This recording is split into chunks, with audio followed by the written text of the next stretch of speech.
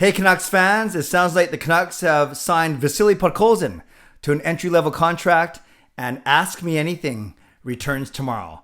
I'm Clay Emo. I'm at Canuck Clay on Twitter.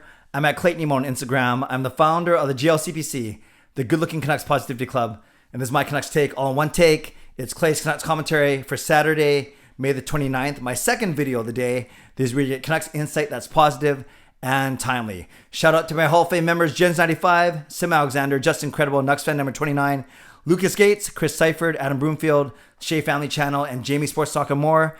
Thanks for your support as always, and thanks to the support of all members of all levels. You are listed in my video description. If you want to become a member of the CCC Crew, press the join button underneath this or any of my videos on the memberships tab on my YouTube channel. Yes, earlier today, I vlogged about the media and who do you trust. Is it Rick Dollywall? Is it Matt Zakaris? Is it Blake Price? Is it Thomas Drance, Jeff Patterson, Don Taylor, Rob Fay, whoever? Got some really, really good feedback on that. I'll continue to go through those replies. But speaking of one of those people, Rick Dollywall tweeted earlier tonight, about 2 hours ago, Canucks have agreed to terms with Vasili Podkolzin on his entry-level contract, announcement any day.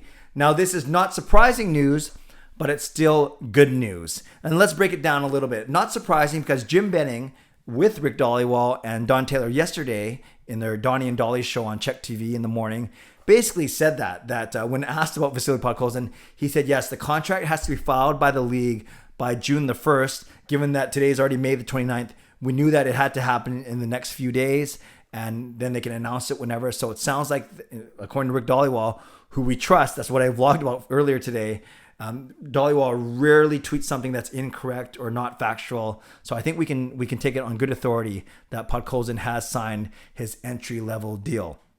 Had to be filed with the league by June 1st, so it makes sense. And the Canucks can announce it very soon, even though he's still playing with Russia in the World Championships. So that wasn't a surprise. I was there when Podkolzin got drafted back on June 21st, 2019 at Rogers Arena. I remember so vividly because it was the day before my birthday, number one. Number two, it was actually the night of my son Sean's grad and aftergrad. So I went to the draft. I saw Vasili Podkolzin get drafted 10th overall by the Canucks. I saw and heard Stan Smyl absolutely butcher Podkolzin's name.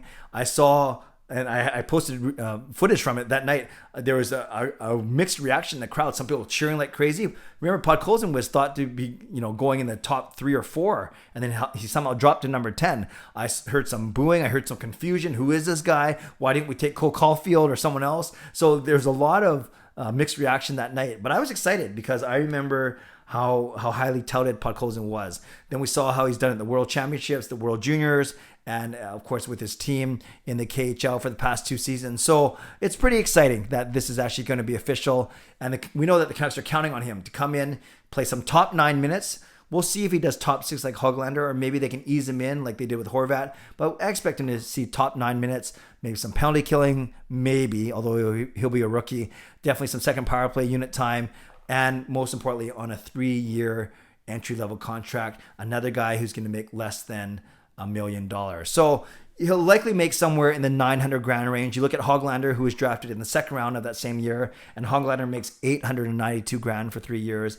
Pettersson, before bonuses, he was making like $925,000, and then Quinn Hughes was making $917,000. So all of these entry-level deals are about the same thing for the first 3 years, somewhere in the low 8s or the high 8s or the low 9s. Like I said, a range from about $890,000 a year to about $925,000 a year, again, before bonuses. So good news for the Vancouver Canucks. Not surprising, but it's nice to hear that it's going to happen and it's official. I know some people were kind of hoping he'd get in at the end of this season, but it made no sense to get him in such a weird season and burn a year off his entry-level deal, especially when we heard of all these rumors about him having trouble getting out of Russia, or he certainly couldn't break his contract and his duties, his obligations with the Russian national team early. So that's what I want to share tonight. That's the first thing I want to share, is that Vasili Podkolzin signing a 3-year entry-level deal. I'm sure we'll hear more about this maybe as early as tomorrow, maybe Monday, maybe Tuesday. But this is good news for the Canucks, and let's see what he can do. Will he be like Niels Höglander and be a nice, surprising addition for the Vancouver Canucks next season? Two other things I want to talk about really quickly. Wow, Montreal, Toronto, watched that entire game. Watched that third period, and Montreal was up 2-0. Then Toronto scoring twice in the final 10 minutes, including that goal with 3 minutes left. Both Toronto goals off of Jeff Petrie, which is pretty crazy considering how well Petrie played in the regular season. Not so much in the playoffs, but he has time to pick it up. He might have more time if Montreal wins. 2,500 fans singing "O Canada," going a cappella, half French, half English. That was beautiful. A lot of Maple Leafs fans, so it's not like the Tampa Bay Lightning stadium people where they made the Maple Leafs fans move to a different area of the arena or take their jerseys off. An electric atmosphere, and of course that overtime goal, poor giveaway by Travis Dermott. And then we had Kotkaniemi, the guy's name I can barely say, and it sounds like I'm saying a bad word when I do say it, putting the puck in. I think it deflected off TJ Brody. I think it was past Jack Campbell. And yes, we are heading towards a Game 7 on Monday at 4 p.m. Should be absolutely nuts. Last thing I want to share really quickly. I talked earlier today about how my quick foray into NHL 2-on-1 videos, NHL videos, not the biggest, but as I continue to evolve my channel, I'm going to bring back, on the suggestion of someone from an earlier comment, and why not, I'm going to bring back my Ask Me Anythings, my AMAs on Sunday. That makes sense. So on Saturday, so I'm glad I could do this video, I will, going forward, ask for questions, and you can ask me anything. Canucks related, hockey related, something about my personal life. Why am I so good looking? Any of those. What's the GLCPC? How do I get in? Any of those things, ask me those. Just put it in the comments of this particular video and start off with those 3 letters, AMA, ask me anything.